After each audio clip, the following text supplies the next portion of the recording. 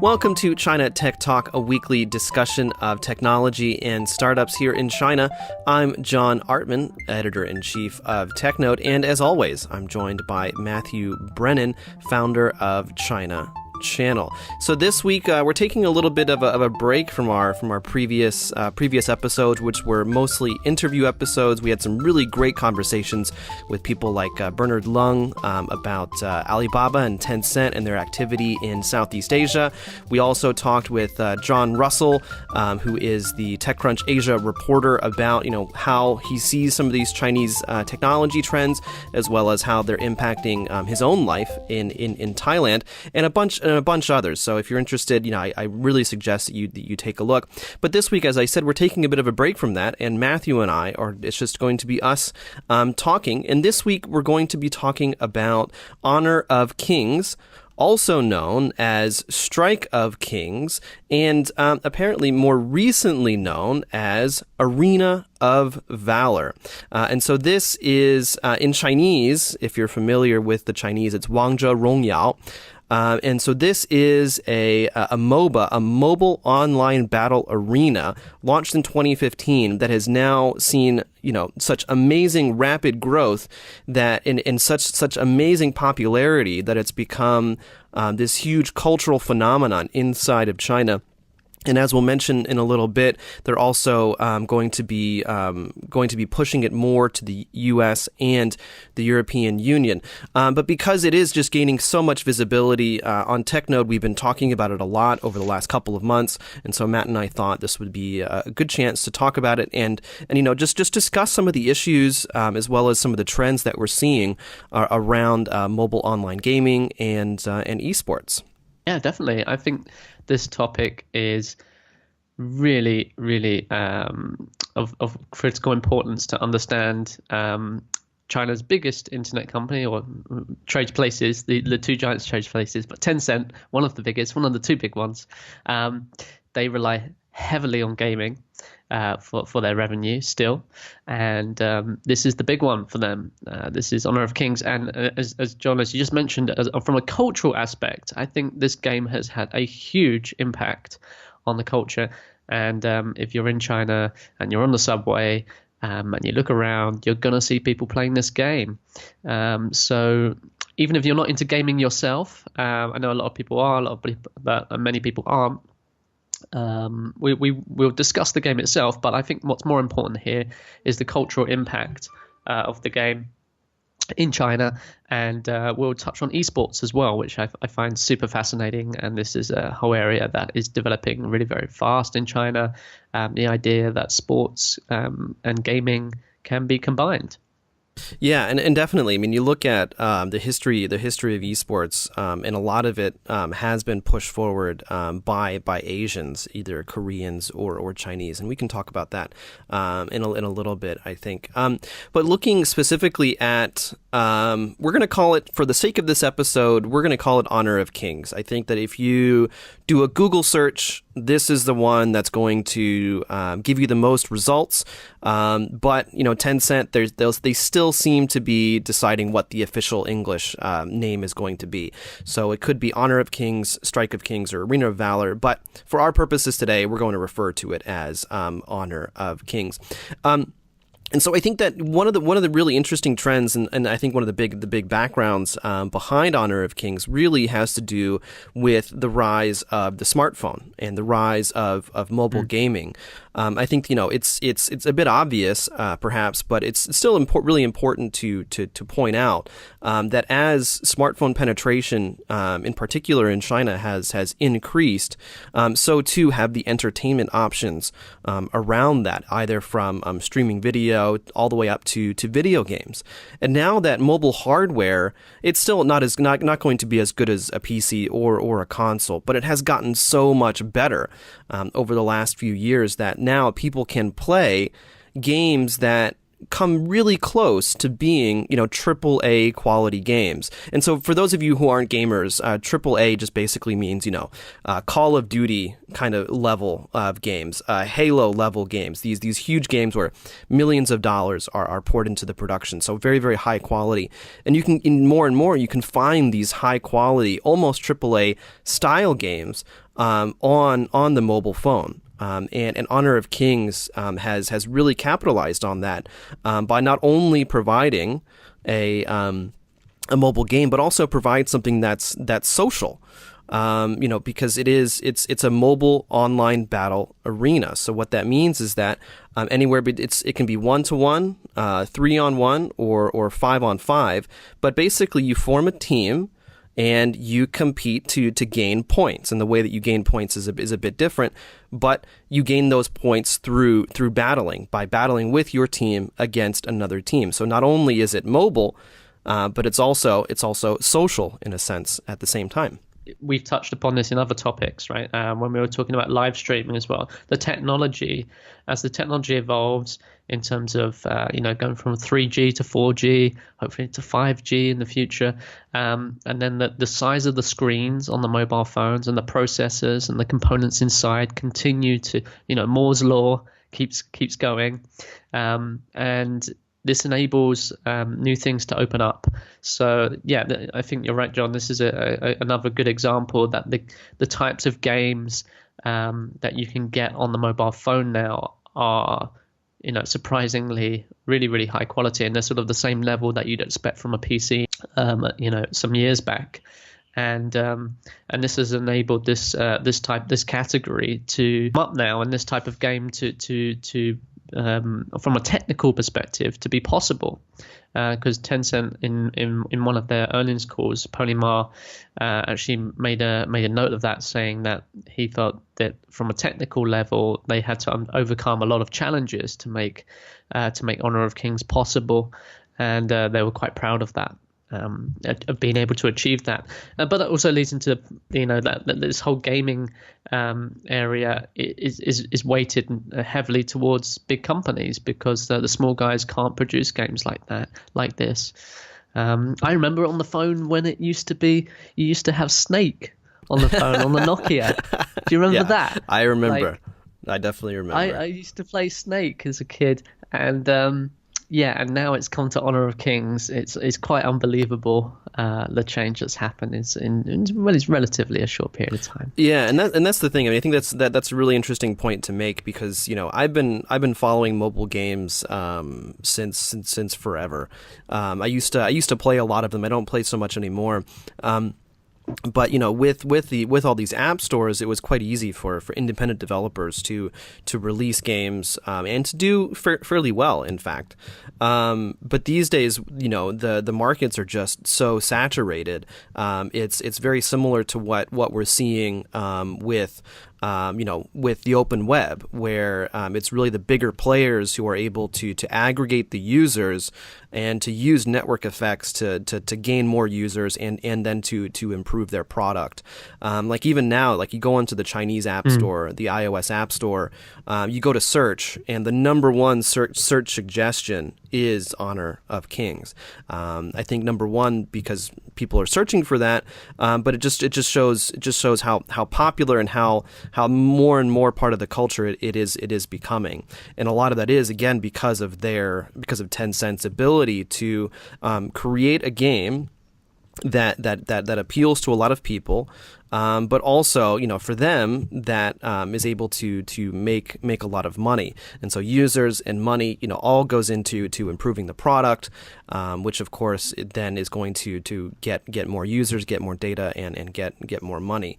And so yeah, I mean, I think that Tencent is a really good example of one of those large companies that have seen the impact or the opportunity of the internet, and in particular of mobile, and have really used that to their advantage. I mean, at this point, it really goes without saying, but I figured I might as well mention it. Yeah, I think you're right. It's the number one pop-up recommended app to download because it's the number one revenue and revenue generator, right? I mean, Honor of Kings is the flagship smash hit success from Tencent, and the gaming industry, in terms of App Store revenue, games in China account for about 95% of all revenue. So it's a category that's treated quite differently from other categories in gaming. I think we touched upon that with our conversation with Shlomo a couple of episodes ago. That if you have an app in China and the app's a utility app or something, a non-gaming app, then the rules are quite different from if you're in gaming. Then they suddenly take you very, very differently, treat you very, very differently, because that's where all the money's at. And then when we look at Tencent financials, it's still, this is what's so surprising to a lot of people, is that I'm increasingly realizing that outside China, people conflate WeChat and Tencent a lot. I've met people that have actually, very well informed people actually, who've got that confused. They think that Tencent is making the flagship products WeChat, which it is. It's still officially actually the flagship products QQ, but everyone knows it's actually WeChat. But in terms of revenue, in terms of where they're still a gaming company. When you look at the numbers, that's where they make most of their money, and they don't monetize directly on WeChat. WeChat's more sort of infrastructure for them, and they can drive a lot of downloads of Honor of Kings through the WeChat game store, for example. So just one example of how that works. So. Yeah, it's surprising that such a large organization in China and really dominates. I think what's the statistic? 60%, right? 60% of all time on the mobile phone is owned by Tencent. So they own the custom. Yeah, Tencent products, right? So they've got a whole variety of product suites, not just gaming, not just social, but across the board on pretty much every category. They've got a flagship app that is in leading that category or close to leading that category in almost every area. So that's quite amazing to think about by itself. But then they've got all these products, video. Security, every sort of category you can think of, they're there, and they're leading it, or they're close to leading it. But gaming is where they make all the money, and they actually do very poorly on advertising when you compare it to Facebook or Google. Those giants, they make pretty much their business model is built around advertising, but Tencent, considering that they own 60% of the time on the phone, it's quite incredible how crap they are at making money off adverts. Well, to me though, I mean, sorry to jump in there, but to me that's a positive thing, and I think that's one of the reasons. And we're kind of going off a little bit, but I think that's one of the reasons that WeChat has been so successful, is that it's not an ad based revenue model. Tencent, they have all these other offerings, including now WeChat Pay, which they can take a percentage of, and so they are introducing more ads now, but they don't. But because they have all this other stuff. And in a sense, because their expertise has been this freemium model. I mean, you think about QQ, for example, and QQ, their revenue model when it first came out was virtual items, either as gifts to other users, or inside the games that you could play on QQ with your friends. And so I think that if you look at Tencent's history and really their core competency is all about freemium. It is all about getting people into that funnel, and then just making money off of them as they either pay to win or they pay to have fun, basically. And that's something that we can talk about maybe in a little bit in terms of the revenue source. But I mean, like, the amount of people who are willing to pay to win, I think in Asia in general is staggeringly high. And we talked a little bit about this in the episode with Shlomo, but like in the West, it's seen as a bit of a it's a detractor if a game is pay to win, whereas in China it's just very, very obvious. Yes, this is how you do it. I was trying to bring it round to essentially, yes, you're totally right. The freemium business model is what Tencent knows very, very well how to do, and subscription model as well. Which, when you look at, for example, how they've worked together with Mobike, you know, to bring things maybe a little bit even further off topic, but there is a way I'm going to bring it around. So stay with me. If you look at what they've worked with Mobike, you know, Mobike now has a subscription business model that they've launched where you can buy a monthly package, right? And so they launched it a couple of weeks ago, I think, right? Wasn't it, John? About a month ago or something? Yeah, about less a month than ago. a month. Yeah, something like that. And so now they have this package where you can pay a set fee per month, and then you can ride unlimited bike sharing rides. And so this is like, when they launched it, I was like, oh, this is just classic Tencent way to monetize, right? And you can see how the impact of the WeChat team and the Tencent team has had on Mobike when you compare that with Ofo, who are not doing that, for example. When we look at recently what happened with Honor of Kings, which was a huge deal, which was that they got criticized by the People's Daily, which actually referred to Honor of Kings as poison for society, essentially poison for young people, because this game has gotten so popular in China. It's so addictive. I mean, I've played the game. I think you've definitely played the game as well, right, John? I've played it a little bit, yeah. Yeah. I've played it quite a bit, and it is super addictive. So I can attest to that. You know, it's one of those games you install and then you play and you delete and then you reinstall it and you delete it, and it's one of those ones. And it's it's got to a level where Tencent has built a game that is almost too successful. Yeah, well, yeah, in China. So before we get into that, I just want to kind of take a few steps back. So I think that just to give our listeners who aren't very familiar with games a bit of a quick history. So Honor of Kings is a MOBA, right? A mobile online battle arena. This type of gaming model became really popular with League of Legends, which is on the PC. And Tencent actually has a huge stake in the parent company of the developers of League of Legends.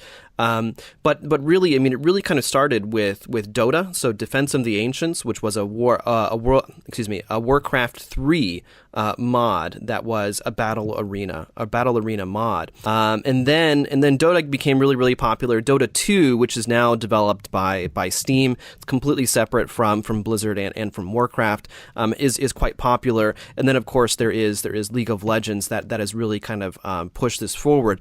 What Honor of Kings is that experience, so that online experience of having a battle arena.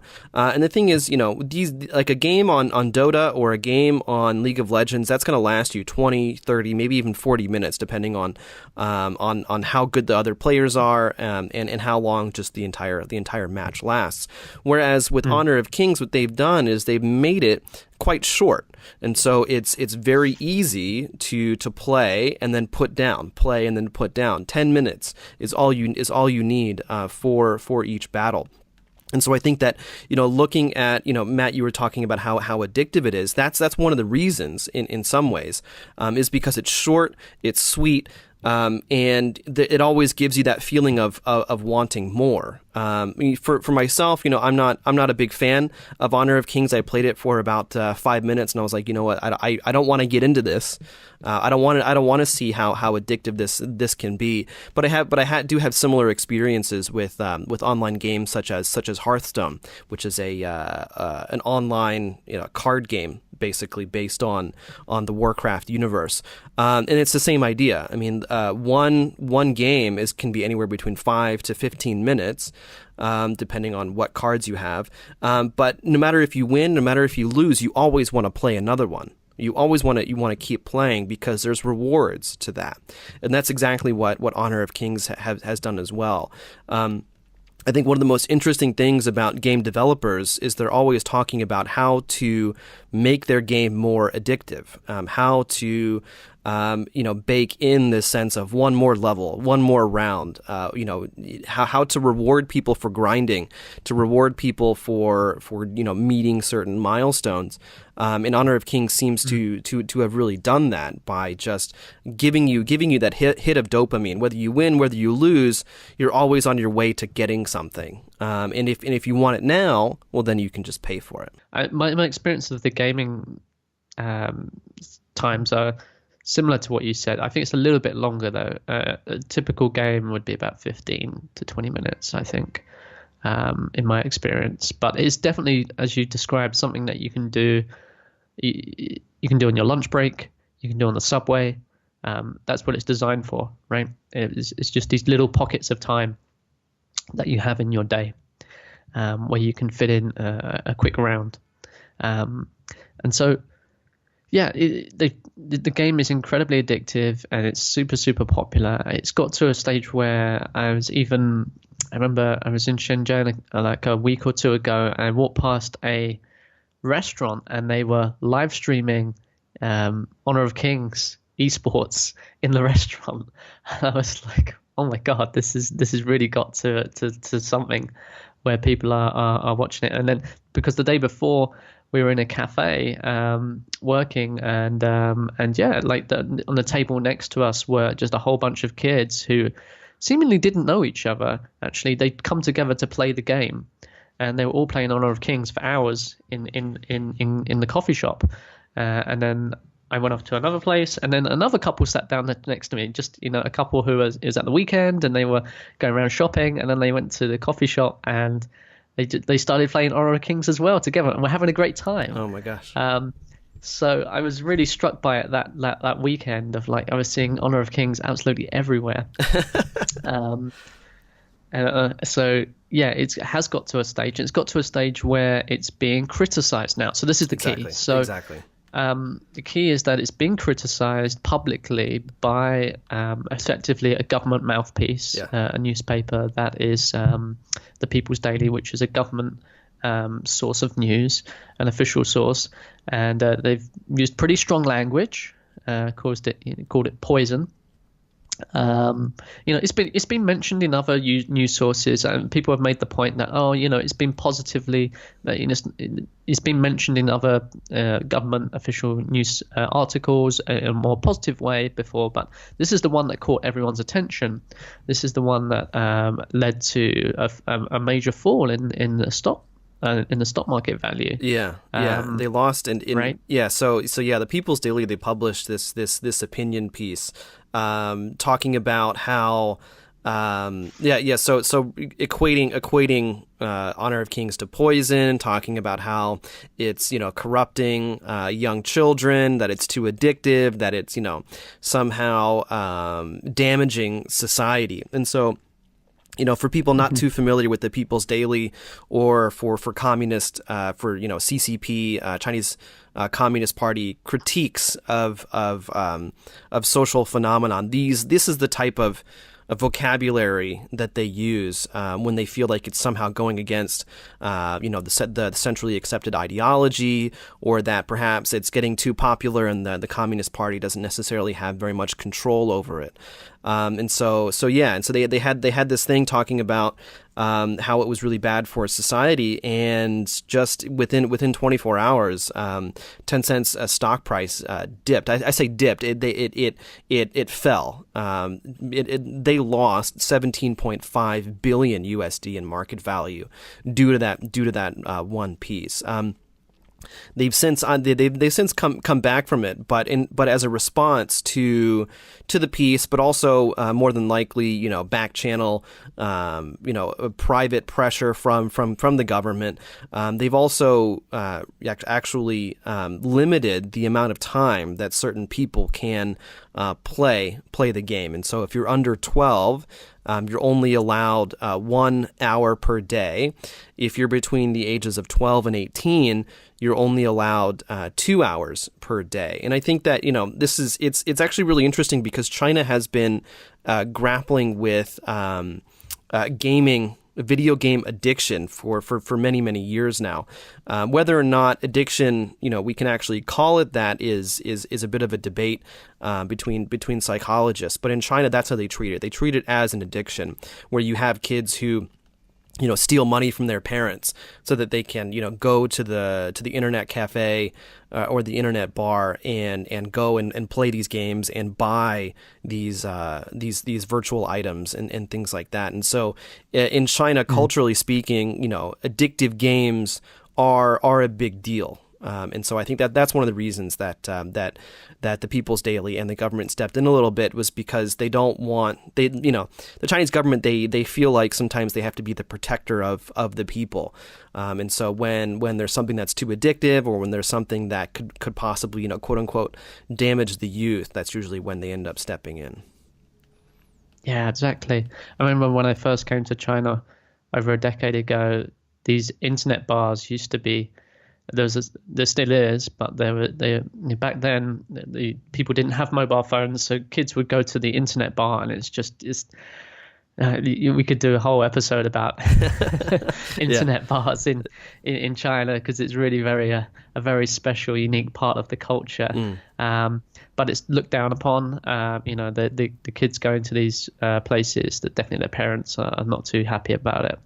And they're all playing these online games and smoking and yeah, exactly. I mean, it's like hanging out at the pool hall or something like that when I was in high school or something, where everyone's drinking and smoking, and teenagers aren't supposed to do that. But yeah, I mean, there's been so many stories about horror stories about internet addiction, but also in China they have these internet addiction treatment centers where it's supposed to be super horrible as well. And also just to give you, definitely a culture. Yeah. But also just to give you an idea of how serious people do take these games and their virtual items. I remember reading a story 4 or 5 years ago about how someone had lent a very valuable sword to one of their friends, who ended up selling it for in-game currency. And then he ended up actually killing him. So he murdered someone over the sale of a virtual sword. So people take these things very, very seriously. And so that's a lot of the background when it comes to, government criticism or criticism from the People's Daily. I mean, like, this is gaming, virtual items, these addictions, if you will, have had a large impact on the Chinese culture. Yeah, all-night gaming sessions. Yeah.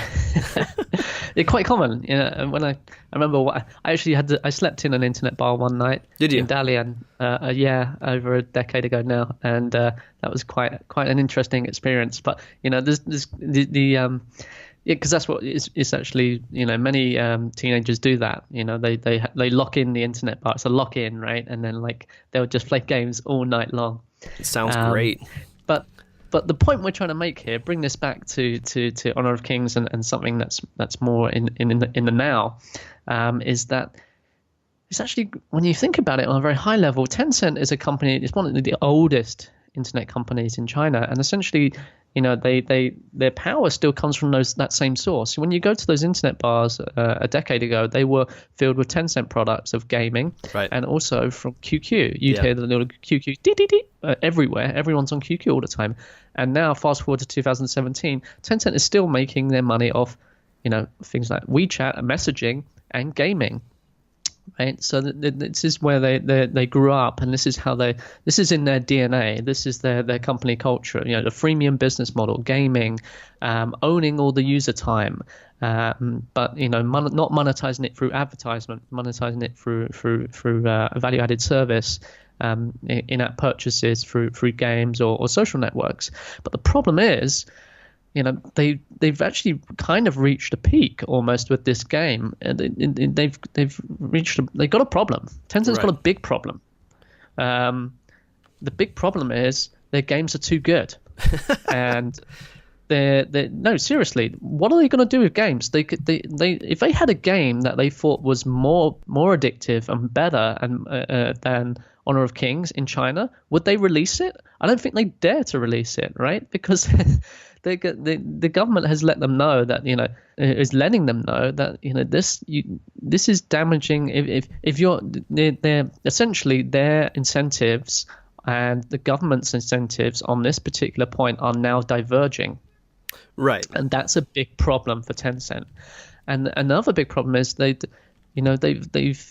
investors, especially their foreign investors, always say this: come on, guys, you look at Google, look at Facebook. You own the customer touch point in China.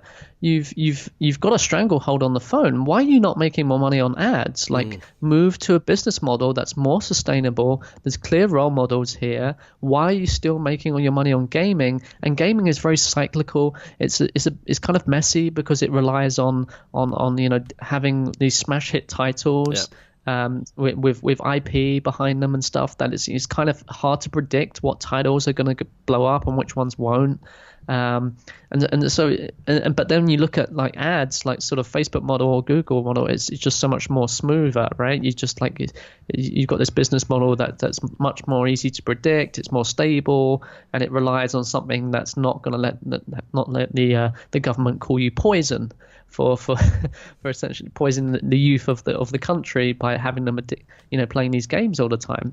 So I think that's something that surely the higher management are thinking about. Well, if you it must be on their minds. Yeah, but a few different points here. I think that Tencent, from what I can tell, Tencent has never really been all that afraid of cannibalizing their own products. I mean, you look at the competition between QQ and WeChat, and yeah, in a lot of ways, I mean, you can still use QQ on the phone, and a lot of people still do. But WeChat was a mobile first application designed for the mobile phone, and introduced, I think, even after QQ Mobile was already on the App Store. And so I think that when it comes to gaming, they're going to have to actually introduce another game at some point, creating a different IP, creating something that's a bit fresher. I mean, you look at Supercell, whom they own now. They had Clash of Clans, and now they're doing Clash of Kings or Battle Royale or something like that, which is also really, really popular because these things, like as you said, it is cyclical. People get interested, and then they find something else. And so unless they're able to really kind of introduce new features and kind of keep people coming back into Honor of Kings, they're really going to have to introduce a new IP at some point. Also, when it comes to criticism from the government, I think that in a lot of ways it's really kind of par for the course for a lot of companies to be criticized at some point for business practices, for products that they design or control. Certainly, Alibaba has been criticized many times, in particular for counterfeits, but then also for issues around customer service, returns, deliveries, and things like that. I think that in some senses, yes, of course, I think you have a good point where Tencent does have to be a little careful about how they design new products and things like that. But really, in some ways, you can also look at the criticism from the People's Daily, which actually was more than one, because it was a bit of a back and forth. So the People's Daily, they published this article, they published this op-ed. Tencent responds saying, hey, it's actually not that bad. People's Daily responds to that and says, yes, actually it is that bad. So there was a bit of a public back and forth between the two. But in a lot of ways, the People's Daily is doing this they're also trying to advertise their own brand, in a sense, of themselves and of the Communist Party, that they are defenders of the people, that they are defenders of the communist ideology, that they are they're not going to allow, something really bad to happen to the people. And so this is in a lot of ways is more of a response to, complaints that they have probably been hearing from, more than likely older people complaining about those young kids who are spending too much time doing this, that, and the other thing. They're not paying enough attention to their homework, and there is that threat of becoming addicted to it, with all of the history behind it. So I think that yes, on the one hand you are right that Tencent does need to be careful, but on the other hand, it's also the people's daily just saying something because at the end of the day they have to say something about this. It was probably overblown, right? The reaction was probably overblown, but there is a long-term issue there, right? And it boils down to incentives. Tencent's incentives are to make as much money as possible from gaming. And those incentives are not in line with the Chinese government. That's the core problem. Because that if they achieve that goal, they're essentially, kids across China are going to be spending tons of time playing games and not doing productive things and not studying. And that's not what parents want. And it was one thing that the government here, they are surprisingly popularist, I think. When you look at it, they do respond to things like that. And if there was another public outcry, all it would take would be another couple of articles or someone who had influence to criticize it in a different way or something like that. And this, I'm not saying this is going to happen tomorrow. I'm just saying it's just a long-term underlying risk that they've got now. Right. And it might blow up, it might not, but it's not something that Alibaba needs to worry about with e-commerce, right?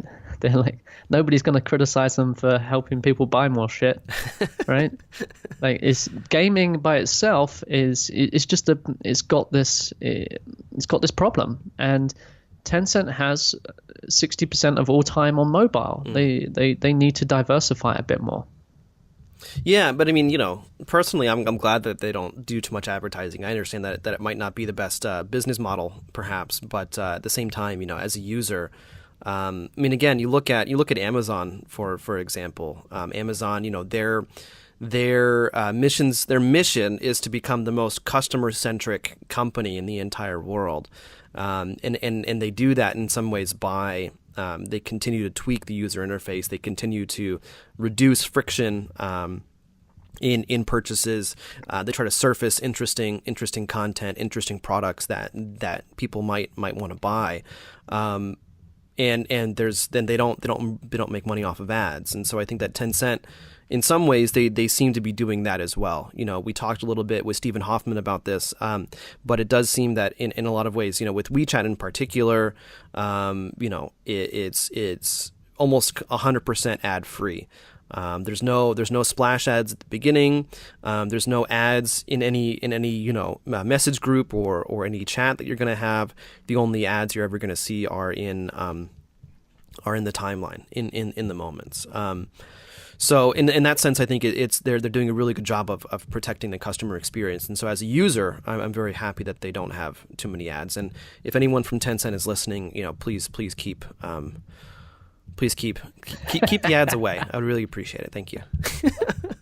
Well, they have a little bit more than that. They do have ads at the bottom of articles, and they've got search ads now as well. So, okay. They are, and the search ads are the interesting ones. So that's pretty new. But anyway, enough about business models and advertising. Let's talk about internationalization of Honor of Kings, because this is going to happen, right? Honor of Kings right now is in China. It's huge, and it's in a couple of other markets, right, around Southeast Asia, I think. Yeah, it's in a few markets, and they soft launched in Western markets, I think in May.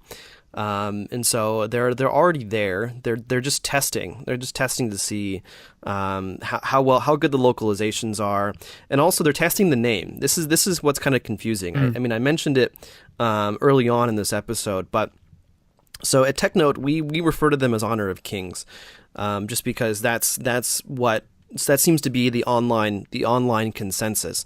Officially, officially the name has been Strike of Kings. So for example, I think Tech in Asia has some coverage of when Honor of Kings was first released in English, when there was a build being shown off. They called it Strike of Kings, and now apparently they've changed the name again. If you go to the previously Strike of Kings YouTube channel, now it's called Arena of Valor. And so it seems that Tencent, they're really still tweaking what the official English name is going to be. They're still in soft launch, so they haven't fully launched globally just yet. So this kind of tweaking is understandable, but at the same time, for someone like myself who's trying to cover it, who's trying to talk about it and write about it, it's very frustrating. yeah. And I'm wondering, Matt, it's another mini programs, isn't it? Exactly. Oh God, mini apps, micro apps. Yeah. Honor of Kings, Strike of Kings. That's an awful name. It's a really bad name. It's a really bad name. Yeah, how to drop that one, guys? I always refer to it as Honor of Kings as well, because that's what in the earnings calls, that's what they refer to it as. Oh, okay, cool. So, yeah, I think that's my logic. But Arena of Valor also sounds like a mouthful to me. Anyway, they'll choose something, and it's going to come to the West, and they're going to localize it. And from what I hear, they're going to introduce a whole bunch of characters. Batman might be in there and stuff, and they're going to. And it should be a smash success across the world. I would, I'm not a gaming industry expert by any means, but having played it myself as a European, as someone not Chinese, I'd say the gameplay is it works no matter where you're from. Yeah. I would say, and okay, maybe there's some we got to think about the sort of network conditions but phones across the world. I think everyone is, thanks to the wide range of available Android devices that really have very, very good components inside them now. Everyone has a phone, I feel, that is, or in most markets, people will have phones that are good enough to play this game and get a good experience. So I would expect it to do really well. And it will be really interesting to see how it plays out internationally, because they could have like a massive smash hit on their hands. I'm sure that's what they're anticipating, and then we're going to see in a big uptick in the financials when that comes out. Yeah, no kidding, and that's the thing. I mean, people in the West, used to be similar to China, where people weren't so willing to pay for stuff. But these days, that's changing very, very quickly, and in particular when it comes to games and competitive online games as well. And I think that this is actually kind of interesting, because if you take a couple steps back, I mean, looking at their acquisition of Supercell, their acquisition of Riot Games, and so Supercell, they do Clash of Clans, Clash of Kings, or is it Battle Royale? I can't remember. And then of course Riot Games, they do League of Legends, and so it's actually kind of interesting because really, if you look at it, those were all good, obviously good financial purchases in terms of the financial aspect, but also they're probably able to learn a lot of how to approach Western markets and how to effectively localize to these markets. I mean, if you go, they already have a YouTube channel for their English version. It's already up. It looks very, very similar to the interface in the Chinese market, but of course it's all in English. All of the characters, they have their own catchphrases and things like that. All of that is in English, and so yeah, I mean, I think that it's going to be interesting to see how well the final product is once they actually go to the launch. But then also how well they are going to do. I mean, Matt, you sound pretty bullish. I'm not saying that I'm bearish, but I'm just I'm a bit. I'm curious to see what's actually going to happen, because there's a large market for mobile gaming these days. All the way from the Candy Crush to these MOBAs. There's in the Western market, there are quite a few MOBAs already that have become quite popular, and so I think the key for Tencent is going to be how are they going to get that mind share? How are they going to get those network effects? What kind of hooks or what kind of marketing strategy do they have to get people into the game to begin with? And so far, I mean, if you look at their YouTube channel, they're doing a pretty good job of incentivizing people to interact, incentivizing people to give feedback and give their suggestions already. So it seems that they're building up that virtuous cycle right now and then they're going to launch quite soon. This year, I think. I heard someone say September, but I haven't. I can't think of any like official announcement that I've seen on like when it's actually going to launch. Yeah. But it's coming. It should be this year, I think. And like I say, I'm not a gaming industry guy, so it's a little difficult for me to make any predictions. But certainly, it's a solid game, and I'd expect it to do pretty well. And Tencent, as you say, they've made some big acquisitions. They're the world's biggest gaming company. So with what they've done, and it's interesting about those acquisitions. Because that is essentially now their route to sort of internationalization. And actually the main one is gaming. WeChat Pay gets a lot of talk about, that's going international, which it is.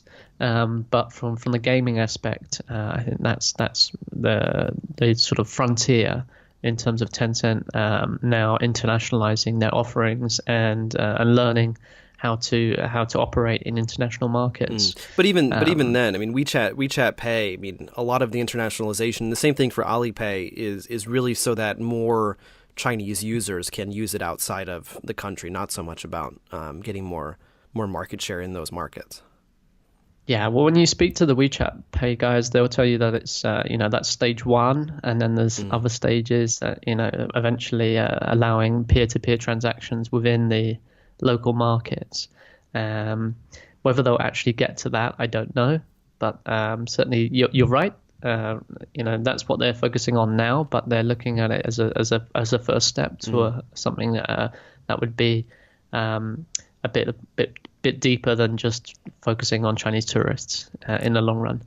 And I guess Alipay would be the same. Yeah, exactly. So but how that plays out, we don't know. Malaysia is the one that seems to be the market there that might actually happen first.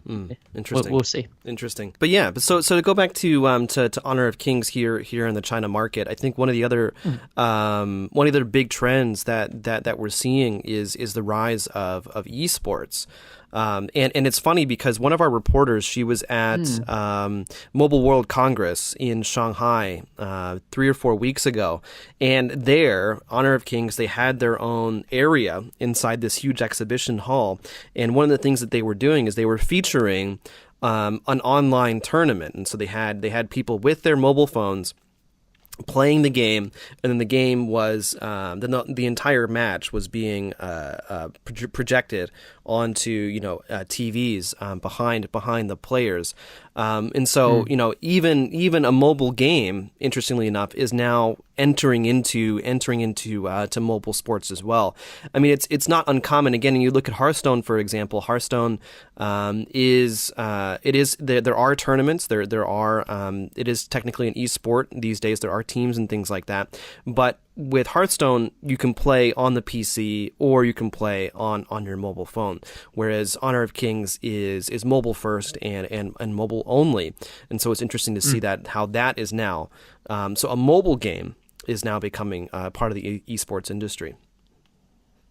Yeah, so esports is a huge topic in itself. There was a really good report by CTI recently on thing. We can link to that in the notes. Yeah, definitely. Lots of stats in there from survey data, and I find it super interesting. You're right. Honor of Kings is a mobile only experience. So when you do see them do this esports stuff, it's kind of strange because they just they're holding this little phone. Yeah. Playing the game. So the first time I was watching it, I was like quite I found it quite funny. But yeah, no, it's a serious thing, and we could do a whole episode on this. I find esports very, very interesting, because it asks very, very deep questions about, what is sport, because essentially they're taking, okay, we use Honor of Kings as the example. They have tournaments for Honor of Kings with teams, and it's a professional.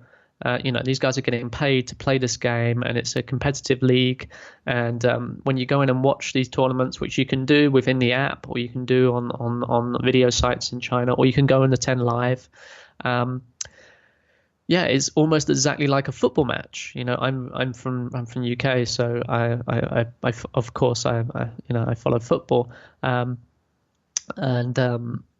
The sort of pre-match and the post-match analysis, it's almost exactly the same as it would be for a football match. And so that, but all they're doing is essentially it's 10 teenagers sitting down and playing on their mobile phones. That's all that's happening. Well, you said that's all that's happening, but they're really, really good, Matt. I mean, the reason that they're in these tournaments is because they're super, super good at this game. Well, but you could say that football, all that's happening is 22 people are running around on a pitch, and kicking a ball around, but for 90 minutes, and it's true. That's all that's happening. But yeah, and I wanted to extend your metaphor for a second there, because I think that again, I'm a bit of a gamer myself, and so watching some of these esports tournaments, it's actually very, very similar as an audience member to watching a football match, because one of the reasons that you want to watch is because you're probably a player as well, and so you want to see how are the best people, how are the top performers in this sport, how are they playing, what's their strategy, right. like you were saying with the pregame and postgame analysis, it's actually pretty fascinating. I remember watching a Mortal Kombat tournament, and it was really kind of cool because like these announcers, they understand the strategy, and if you're not familiar with this game, it'll just completely go over your head. But if you're a player, if you've played games, if you understand how these types of games are played, it can be super, super fascinating to see the types of strategies, the types of tactics that these players do actually come up with. Yeah, that's it. I mean, I'm sure people who are familiar with esports think this is nothing new, but at least for many people it is new. In China, Tencent is pushing it very, very hard, and I think they see a lot in esports. They talk about it in earnings calls, and it's quite clear that they want that they see a lot of potential in esports to take this online experience and bring it offline, into something where they can monetize it in a lot more different ways, where they can build a whole industry around sports, a new kind of sport. And it's not just Tencent. There's many other organizations involved, but it seems in China at least they're leading it, and that would make that makes sense. They dominate gaming, and I don't think they're making huge money on it now, but they obviously see huge potential in it. And yeah, I mean, they just invested in an esports industrial park in Wuhu. It hasn't been built yet, but construction, if I remember correctly, construction should be starting soon. And this is going to be like the whole ecosystem, all the way from vocational schools for esports players, training camps, all the way up to to venues for these tournaments. So it's going to be like the whole shebang, all in one place. This asks so many very, very deep questions about what is sport, and they're playing a mobile game. They're playing this is not sports industry globally is huge, right? It's a massive, massive industry, and when you look at China and their rise in the last decade or 2 decades. Culturally, the Olympics, for example, has been a big deal in China. When they hosted the Olympics in 2008, that was sort of the coming out party for China as a global power, is how many people looked at it. And the government has invested huge resources into making sure that they win lots of gold medals in those tournaments and rival the states in terms of what they're able to achieve there. But this whole new area of esports, I think, is the the forefront of where technology meets this, and it does ask questions of like what is a sport, and is this any less legitimate than tennis or football or hockey or any other sport? I guess it's not. And then when you look at new technologies like VR and AR that are coming out, and they have really yet to hit this industry, in a sort of mass consumer way, but it's coming, right? And then where does the boundary lie then, when your experience of it could be in the real world, but it's being augmented by technology, or maybe you're in a virtual world playing a game? This asks for, we're opening up very, very deep questions about, humanity's experience here. And I think sport is just like crystallizes this issue of like, where does the boundary lie? Is this sport? Yes, it is, definitely, I feel, but a lot of people would disagree with us, and like, is this a good direction for humanity that we're moving into sort of like sport being essentially playing games on virtual games? There's less physical aspect, but perhaps there isn't in the future. Perhaps it could be some mixture.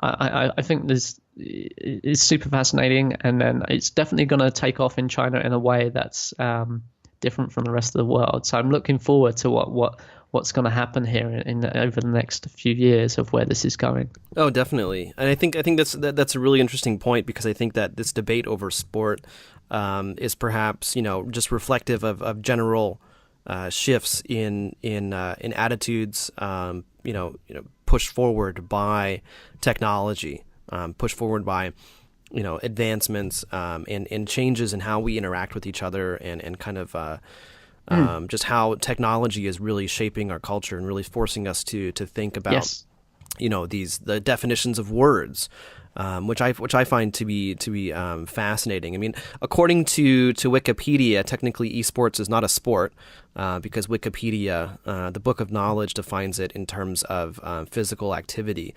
But yeah, I mean, I think it's, when we're looking at AR and VR, there are already companies creating games in the virtual world that require physical movement. Virtuix, I think, is the name of the company, where they have this whole harness set up, and these special shoes and the special platform, where you can actually run.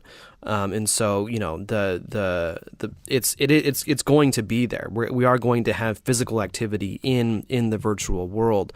It's just a matter. It really just is a matter of time. And I think that, going back to some things that we've discussed previously, and in particular about Yuval Noah Harari, the author of Homo Deus, which I cannot recommend enough. One of his big points in that book was about how a lot of these technological shifts a lot of these cultural shifts catalyzed by technology, a lot of it is going to take place in China first. A lot of it's going to really take root in China first. And I think esports is a great example of that. Esports, a lot of it started off with StarCraft. Koreans actually really popularized, actually StarCraft tournaments, making money off of it, getting sponsors and doing all these things. And now we're seeing that more and more, it's not just that people are hanging out in the internet bars either for fun or for work, in terms of grinding out and creating characters for other people, but these esports, these video games, they are becoming an actual industry in China, and I think that it's just absolutely amazing just to see the amount of hunger that people in China have for entertainment. I mean, across the board, whether that's Toutiao with the news, whether that's WeChat with chatting with my friends and checking out their moments, whether that's streaming TV or video content online, and now looking at video games, and in particular Honor of Kings and MOBAs in general, just how hungry people are for entertainment. And as you pointed out, from your anecdotal experience, just how big of a part of people's lives this is now. And so, as more people play Honor of Kings, as more tournaments come around, they're going to have an even larger audience, and so the market for esports and for these tournaments is potentially huge, absolutely huge. So John, for esports as well, I think it's an area that online, celebrities are moving into as well, which is also a clear indicator of the sort of social impact that this is having. Where you were mentioning before we started recording that a couple of famous singers and other celebrities are setting up in the esports area. Yeah, exactly. I mean, J-Jo, a Taiwanese singer who is very, very popular here in the mainland. He just started his own esports brand. He began with a cafe, like an internet cafe in Shenzhen, and then he's going to expand it. Wang Zisong, he was the son of Wang Jianlin, the founder and the founder of Wanda, which is this huge real estate and entertainment conglomerate. So Wang Zisong, he's involved a lot in esports. He's backed quite a few esports teams, and is becoming more and more active in this area with some of his investments. And so, I mean, if you look at it, so young entrepreneurs, young celebrities are coming into this area, which again just shows that that it really is about to take off, if it hasn't already. And the thing is, maybe all the esports, it is going to be more mobile focused. Maybe it's going to be less about PCs, less about consoles and things like that, and more about mobile gaming. At least in China, because that's really what's popular these days is all these games on the mobile, and not just Honor of Kings either. Yeah, totally. I mean, for those big names to get involved in this, that's a pretty big endorsement, I think. Those names might not mean much to listeners outside China, but those are like huge megastars. Oh, totally. Totally. In their own rights in China. My wife has said many times that if she has the opportunity to marry J-Jo, she would divorce me in a heartbeat. Yeah. But yeah, so that's. And on that note, exactly, we're done.